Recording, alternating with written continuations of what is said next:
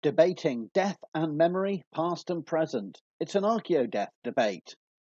Hi, Archaeodeath fans. You've caught me highly visible and shaded on another cycle out to a local cemetery. And I thought I'd use this opportunity while the weather is nice to introduce another video. And I'm going to be asking the question in this one, what's the point of The Last Kingdom? Now, we're approaching season 4 of The Last Kingdom, and I've been commenting as I go along on the Archaeodeath blog on seasons 1 to 3, and I've got a whole host of different blog posts reflecting on the material world and the archaeology you can find within the TV show. Now, I've just been enjoying a really long YouTube video by History with Hilbert, who takes him and his friend James take you on a journey through reflecting on some of the historical context and a rant about the square shields, the crap helmets, and the ludicrous amounts of fur and other material dimensions. Now, it's really tempting to go down that route of focusing on accuracy, and I do agree with them that it would have been much just as fun if they put a bit more effort, in fact more fun, if they put a bit more effort into not only the battles and the material world being a little bit more accurate than it really is. And it shows their love of the period and their love of a good story, that the adaptation of Bernard Cornwell's novels is still appealing to them despite these material problems. And in many ways perhaps we can be over obsessed with accuracy, but I would agree with them, in other words, that yes, there are yawning, frustrating, screaming things that just drive you crazy about the TV show, and the representation of the Danes, the Anglo-Saxons, and the society of the late 9th century that I find equally difficult to swallow. And yet still we watch, and I watch not because I'm a particular fan of the books or the TV show. I'm watching because I know this is going to be one of the key ways in which people broadly will be experiencing the material world, the history and archaeology of the late 9th century. And therefore for me, I'm not really passionate about the TV show. In fact, I can't stand the incessant wailing more than anything, in terms of the representation of halls, the representation of costume, the representation of battle scenes. I know are the chickens accurate? I don't. You put all that aside. The wailing. I just, please save the whale. Let's stop with the whaling. But anyway, all those points aside, for me, the show is important, as is its complementary shows of Vikings, the Michael Hirst created TV show. They're both important because they are windows. They're gateways. They're gateways in the sense that they are ways in which the public are going to be accessing a historical period, whether it's completely fictional, whether it's rooted in anything that actually happened in that period or not, is not really the point. It's about this is a gateway, and it's a window. It's a window onto what matters for us today in the early 21st century about the 9th century. It's a window onto where we are at with our thinking about the significance of the early Viking age or the later Anglo-Saxon period for today's society. And in those senses, I'm very interested. And in those senses, I particularly want to take to task and evaluate how the Last Kingdom has dealt with the material world. Not in terms of how accurately it is, in terms of what we know from the material culture of the period, but because of what it says as a gateway into the period and as a window onto our perceptions of the period. Right? So that's a very different take from a lot of what people are trying to do from an archaeological perspective when they look at TV shows. And from that perspective, I've actually already published an article evaluating The Last Kingdom, and I've got a whole series of blog posts that try to take it to task. Now, I would forgive them more if they hadn't put so much play in their own YouTube video in how they had no evidence to go from, and so they had just had to create out of their own minds this 9th century world, which is of course a shameful thing to say, given the 150 years of increasingly detailed archaeological evidence, as well as manuscript illustrations and historical research. You cannot get away with that. You cannot simply say, oh, we had to just make it up because there's no building still standing in which we could film. That is as the lamest of approaches. And the Vikings TV show, for all its weaknesses, at least doesn't stoop to those depths. So they set themselves up for this, with the actors and actresses, harping about how accurate and how enriching the material world is. And they are right, because at one level, they're shamelessly misrepresenting the 9th century. At another level, the actors and actresses are aware of the importance of costume, of material environment in these rich, modern Netflix productions for giving you an immersive sense of that past. So they've set themselves up for this. They did the show. I didn't make them do it. And therefore, and they also put a lot of emphasis on how important and enriching that material world is. And as a mortuary archaeologist, I'm particularly interested in the way they've portrayed the funerary rituals, the commemorative monuments, and the relationship between the living and the dead in the landscape of the 9th century. And in that sense, there's some really interesting and also deeply problematic aspects of seasons 1 to 3. So I'll pick this up back at home, where I can show you on screen some of my blogs and talk in some more detail about some of those aspects. But I wanted to start off by giving you that broader sense of why it matters that we look at the Last Kingdom, because it's a window onto ourselves and a gateway for people to access information about the 9th century, and therefore it will matter over the next generation of how people are engaging with the show. And at one level, I agree with History and Hilbert that we can critique that we can rant about the square shields and the toy helmets and the silly shoulder pad furs, and those things annoy us, and they rightly should annoy us, but because that's not the way, that's almost objectively not the way the 9th century looked and felt. But we can also go beyond that and see how the show tries to deploy real replicas of 9th century objects and tries to convey a sense of a material environment, an immersive world in which you go back in time and follow a story of fictional characters, well, based on historical characters. Some of them are named the same. So a plot line that dances in and out with what we know from the period. And in that regard, I think people care, and people are interested, and people love the show because of that, regardless of the detail. But I think it's important not to pick holes, but to evaluate critically what the show is trying to do. And then we can start to think about the real worlds that we find in the archaeological evidence, and also some of the dangerous fantasies about this period that still percolate through and circulate around in YouTube, Wikipedia, and our broader society. And that is where I think, as academics, we really need to take these shows to task, not because they exist and not because they get shields wrong, but because of the broader problems of how they portray the 9th century and its material world. Okay, so building on what I discussed in the landscape, let's have a look through the Archaeodeath response to The Last Kingdom seasons 1 to 3. Now, I've just been counting up the posts that I've done, and if you look at all of them put together, we're looking at, well, quite a few. It seems that I've mentioned The Last Kingdom in 60 plus blogs, but there are 18 specifically that deal with The Last Kingdom that I've been writing since the March 2018 when I started watching it. And as I want to reiterate a number of opening points here. Firstly, the style of writing these posts varied considerably depending on the mood I was in and how generous I was feeling about the program, and how I was getting on with it.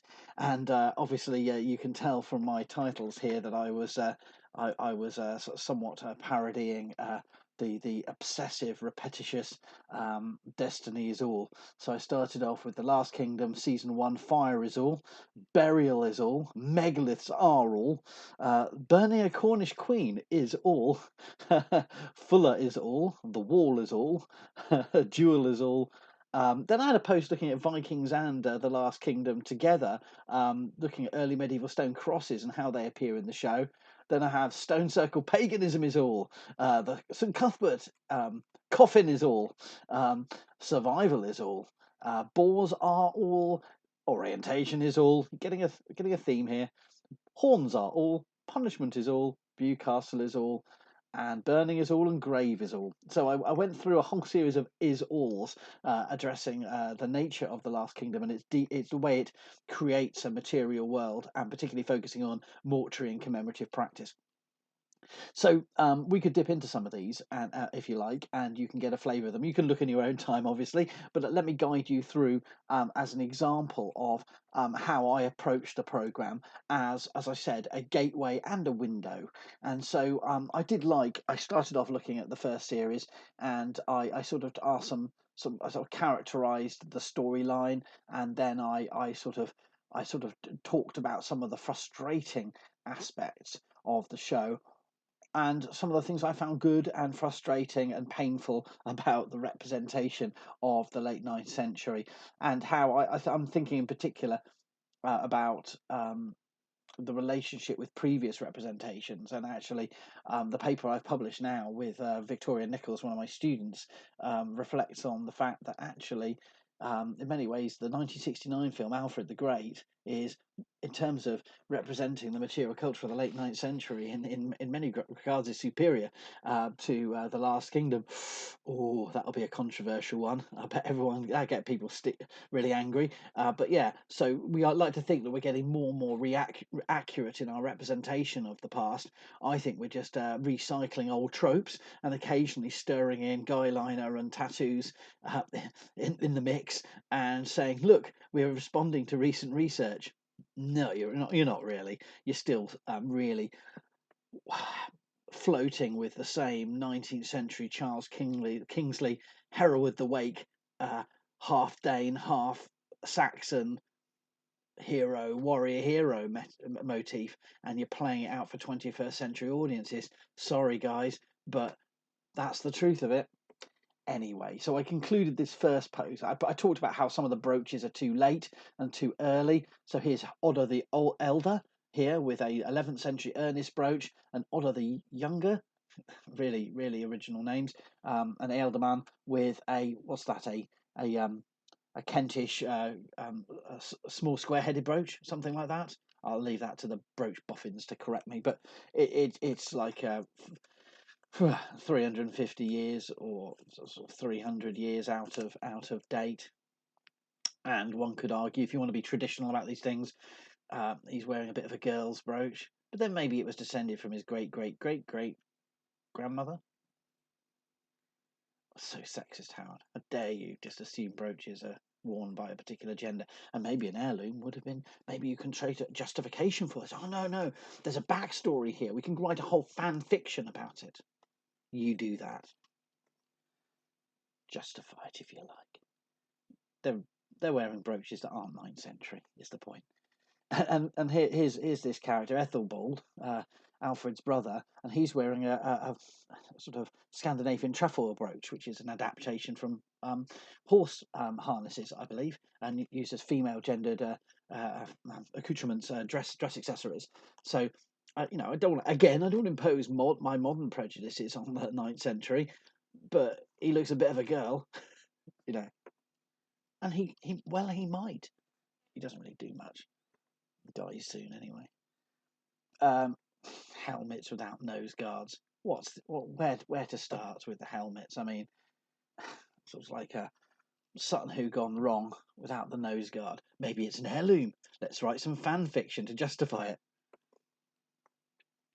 But there are good points, and I say that there are, and my first post actually says, look, it's easy to be snooty, as I am being here, but it's easy to be dismissive of a TV show, and they've taken bits of stuff they've got off Google and put the costume designers have worked with that. But there are some really interesting things. It's powerful and instructive how there is filth, there is dirt, there is disease, there is death, the centrality of the church, the wealth shown in buildings and in land is portrayed, I think, reasonably well in general terms, and the power of of objects to convey holy power. The St Cuthbert's comb. Alfred has an inaugural cross resembling the whetstone sceptre from Moundwell at Sutton Hoo. They're responding to the material culture of the period of the time in a broad sense, in terms of regal power and the church and its centrality. One theme I wanted to pick up, I thought was really good, was the fire. Now, Lindy Beige has a real go in his YouTube channel post about the first episode about the ludicrous survival of a person on fire. But that aside, I think that the ultimate symbol and destruction of lordly power being a hall burning is something that resonates through the northern world. And gets played out in the TV show with the burning of Ragnar's hall and whatever. And there's a couple as you go through the TV series. There are multiple burnings, and Uhtred seems to be responsible for a lot of them. So he's getting his own arsonist tendencies out. Traumatized by his youth, he's paying back everyone by burning everything he can find. And I think that's really good, though. I mean, it shows that the dreaded nature of hall burning as a symbol of regime change and articulating violence beyond the body. I also liked the fact that Uhtred lights the warning beacons. I'm not very convinced by the positioning of those beacons, but he gives it a good go with his back scabbard insulting me with every time it wafts into view. Anyway, and he burns ships, lots of lovely ship burning. So I thought there was things like that do sort of that chime very strongly with the 9th century world, because we have historical references to actual burnings of fleets and of halls throughout the early Middle Ages. But I think that played out well in that world of wood and wooden material culture and the destruction by fire. And burnt bread. But hey, you knew it was going to come up at some point, wasn't it? And you knew it'd be Alfred's fault. There he is, looking sort of semi-monastic in his sort of rather pasty face and pasty robes. So my first blog actually sort of says, you know what? On average, there's some good things here to get audiences thinking about in terms of the material world of the 9th century. And there's a lot here that you can take away. And yes, you can get annoyed by the leather, and you can get irritated by the helmets and the square shields of the Saxons and all that kind of stuff. And you can say, well, as a reenactor or as an academic, this is all a bit rubbish. But you can also say, come on, there's a lot of good stuff in here.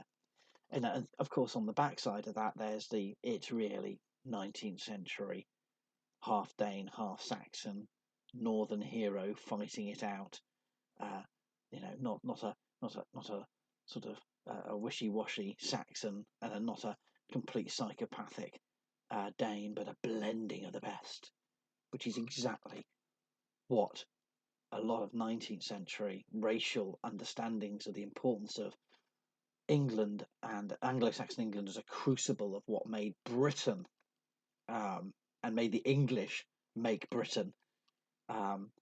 It's all in there, which actually is a simple point to make a nonsense of those recently arguing that the Anglo-Saxons are racist as a term in the modern world because they claim it suggests an ethnic purity of indigenous pre-Norman peoples. And it's ridiculous because the idea that racism linked to the Anglo-Saxonism was about racial purity is a nonsense. You can't make racists make sense because they're idiots, but you also can't suggest that the 19th century Victorian view of the Anglo-Saxons was one of a racial purity. No, you've missed the entire point of the appeal of the Anglo-Saxons in 19th century culture was that they brought out the best and drew on the best of everyone else to make the English superior. And I'm not promoting that view. I'm just saying that is what we've got to combat and challenge. And I'm afraid to say it's front and center in the Last Kingdom. That story of England forged in the dark days of Alfred's reign, the last kingdom surviving, and then clawing back to glory, or unifying in England from the fragments of the 9th century. Oh, come on. That's the problem. Not any singular racial purity, but that Battle of Malden story of, well, I know that's 11th century, but you know what I'm trying to say, that sort of, you know, a warrior from every part of the land fighting together. That's the cliche. That's the thing. That's the national story that we've got to pick apart. Race is part of it, but it's only a fragment of other cliched narratives that we've got to critique. Anyway, I digress, and I'll come back to topics Anglo-Saxon in other recordings. But my first post, therefore, tries to be balanced, but it doesn't frame the criticisms based on whether individual objects are accurate, but about the themes that we can take from the show that may be of influence in educating and engaging audiences about the 9th century, and also that reveal our desires for the 9th century, a gateway for understanding and a window onto our visions, our needs for a 9th century that appeals to us.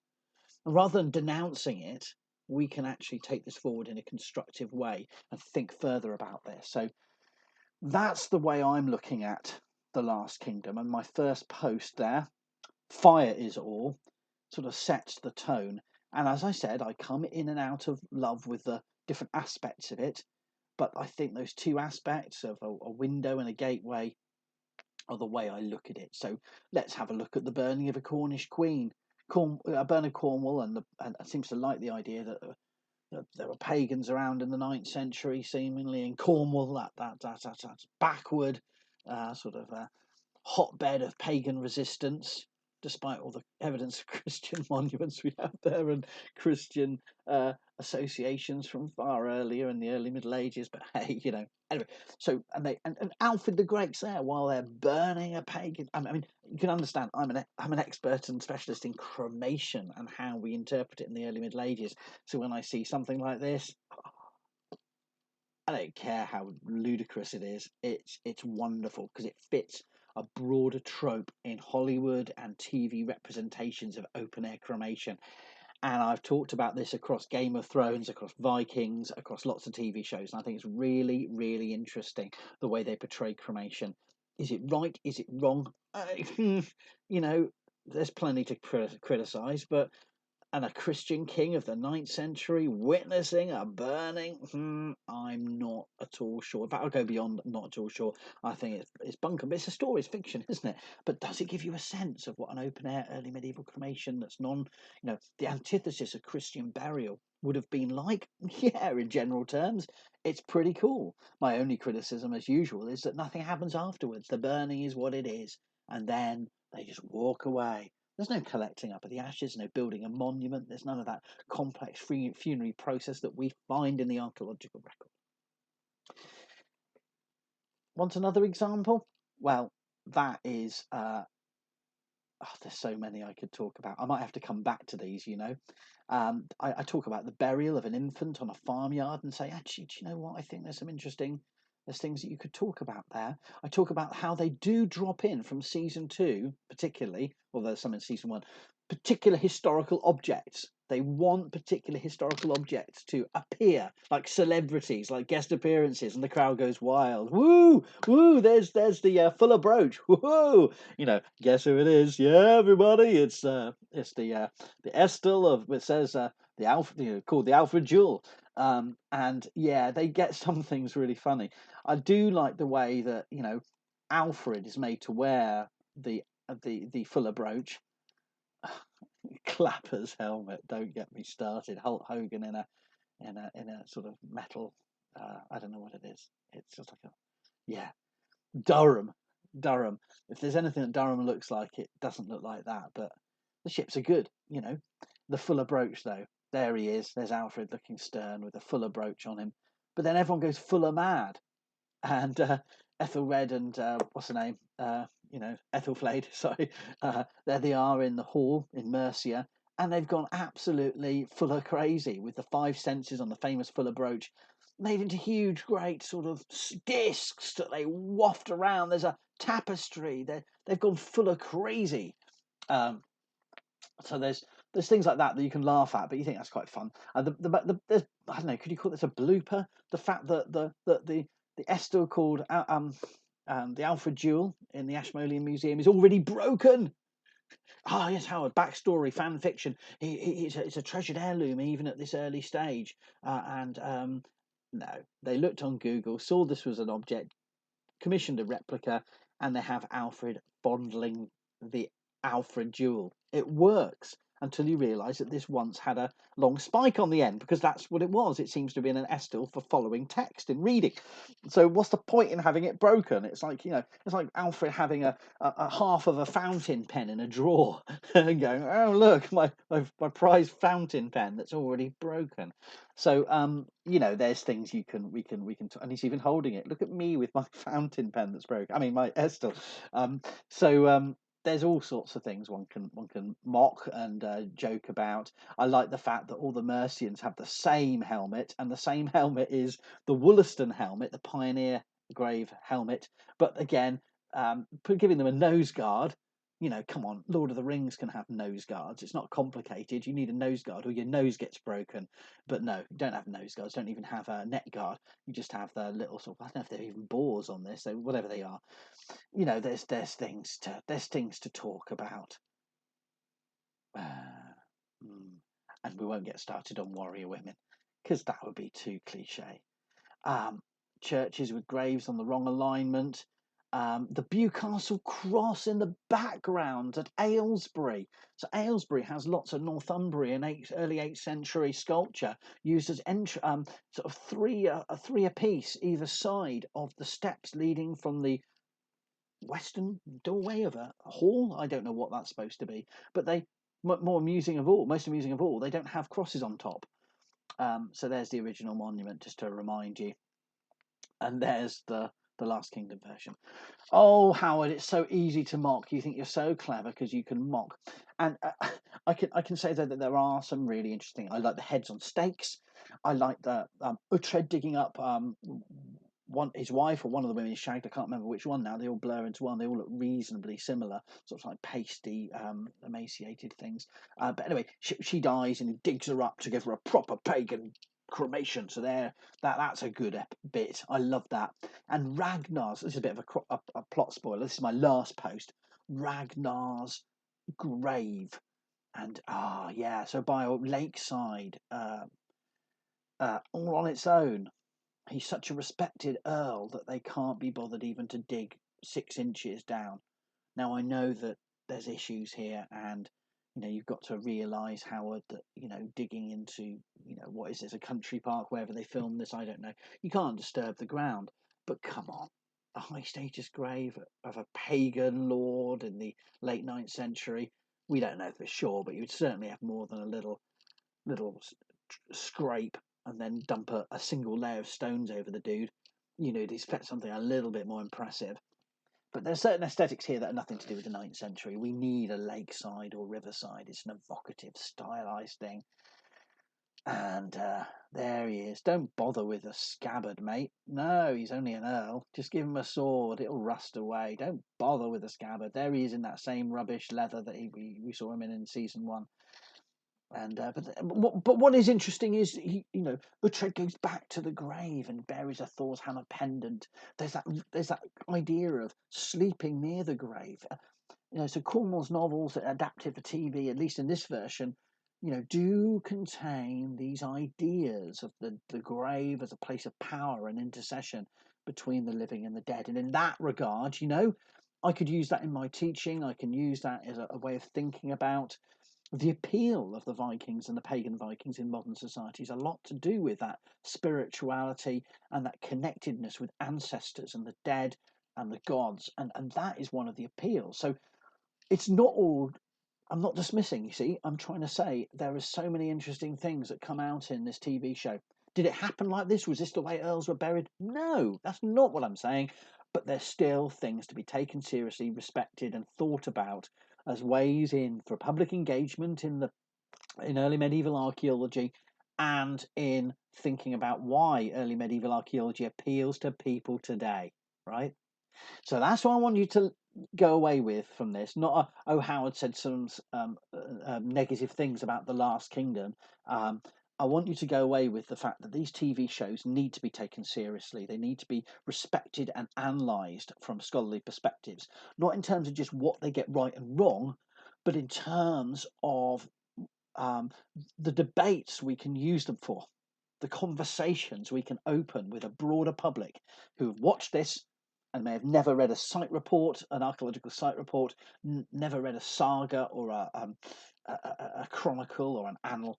This is a way in for a lot of people, so let's not be snobby about it. Let's not write our poo-pooey little sort of clever dick comments about how it's all wrong. Let's see this as a serious phenomenon. Let's not all just get behind it and pat them on the back for all their bloopers and errors and problematic narratives which have nationalistic connotations. No, we take them to task for it, but we do so as part of a conversation, and we do so with other, the broader audiences. Or do you know what? You're just alienating anyone who loves this and telling them that they know less than you, and that's not the way to engage people in the early medieval past. That's the way just to shut down debate and close doors.